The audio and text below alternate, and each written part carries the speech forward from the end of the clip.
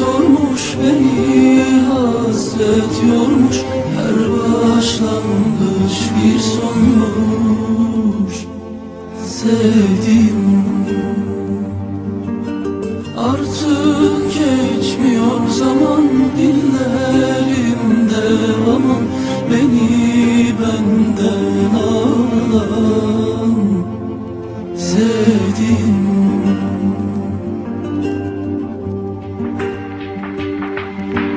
bir orman yangınında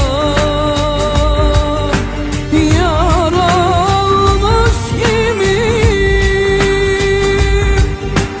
Ben keskin kenarlarda uçurumlar gibiyim. Yolların sonu yok, acının rengi yok, benim de dermanım yok. Sevdim, ben benden vazgeçtim, belki çoktan bittim. Dönülmeyen yerdeyim. Sevdim,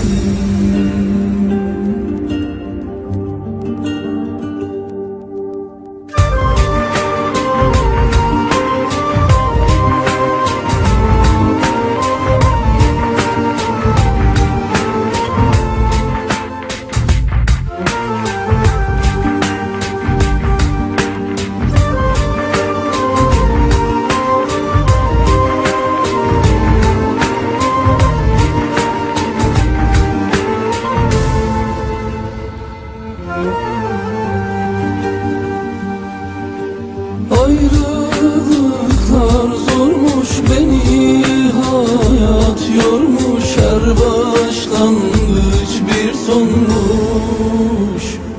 Sevdim,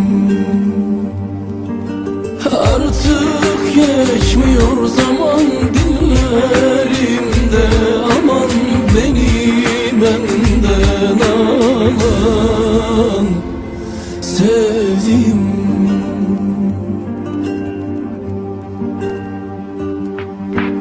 bir orman yangınında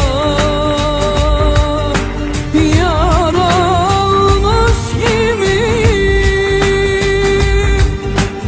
Ben keskin kenarlarda uçurumlar gibiyim. Yolların sonu yok, acının rengi yok, benim de dermanım yok. Sevdim, ben benden vazgeçtim, belki çoktan bittim.